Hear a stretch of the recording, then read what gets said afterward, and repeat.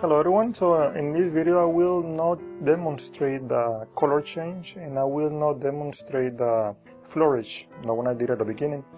In this video I will just demonstrate how to force the card. I will demonstrate 3 different methods, however I only use 2 methods in this video performance. And this is the one I use the most and the easiest method, which is forcing the card all the way on top. So at the beginning, I tell the spectator that I'm going to refold the deck of playing cards, like this, and you will see any card you want, except the one all the way at the bottom. That is important because otherwise they're going to look at it. It doesn't matter which card is on the front. Now, when I refold the deck, notice it is beveled, so I have a smooth refold, okay?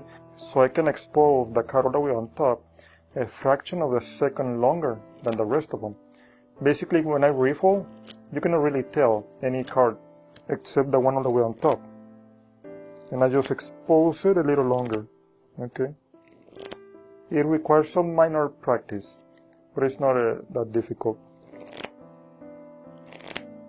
Okay, and that's it. I mean, the grip, it can be this grip, or it can be this almost like mechanic grip. Now, the second method, which is the one I use in the performance, in the second variation, is by using 6 3 of diamonds. Okay, 1, 2, 3, 4, 5, and 6 3 of diamonds. Okay, I have a one-way forcing deck, so I just got 5 extra 3 of diamonds plus the one is already on the deck. For a production, this is what happened. I cut 1/4 of the card. Notice the absence of the corner is right here in the bottom left corner, and I'm just gonna hold the corner right here in the absence. So you have to be careful the way you produce this card. I don't really play this production too much because you have to practice how much you want to refill, the condition of the deck, and how fast you want to refill too, because sometimes the card may end up flying far away from it, or sometimes you may not even get a big production or a really visual production. So you have to be careful the way you want to play with it. Now, once I already do the production like this, and when I show it, I hold the deck in mechanics grip, and with a pinky, before I push this card all the way in, I pick up everything, picking up the gimme card, and I'm showing the one right next to it. Okay, so the same, because you have 6 cards of the same value. And I was playing with 5 cards, but I prefer 6 cards because the less you use, the less fast you need to go. So I try to use 6 cards because of the speed that I was using.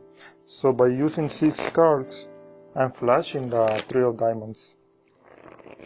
So also because it is too easy to force the card all the way on top, be careful not to refill all the way on top, because you may end up flashing this card a little longer as well. So they probably will see 2 cards in the process of refilling. Go at regular speed somewhere in the middle, and then go faster when you almost reach the top. Okay, and that's it, so you don't end up flashing this card. This is why I rather use the first method used in this performance, because it's the easiest one and the one you do it more naturally.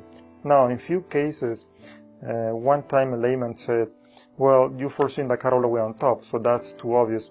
And some people I heard, forcing the car all the way on top, it is too obvious. To me, it is not. I've been using this method, forcing the car all the way on top, and it's been working every time except once. So if they think it is too obvious or they notice you're forcing the car all the way on top, then proceed to any other force.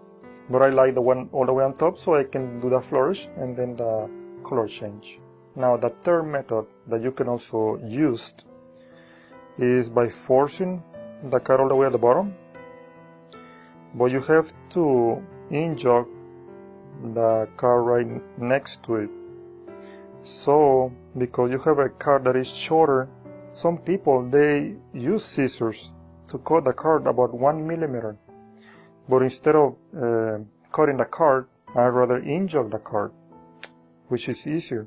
And on this way, let's say I want to force the ace of spades. So I inject that one is right below. And again, it is imperative that you bevel the deck so you have a really smooth riffle. Okay. Now the reason I don't like this third method is because we are dealing with fractions of a second. We are not dealing with seconds. Dealing with a fraction of a second, that's more complicated because you have to be not too obvious by forcing this card and then not to stop for too long and also not to flash the rest of them. So you have to be fast enough, stop, and then keep going at the same rhythm. But you don't want to overexpose the forced card. There you have it. So those are the 3 ideas to play around and see which one works better for you. And I hope you like it.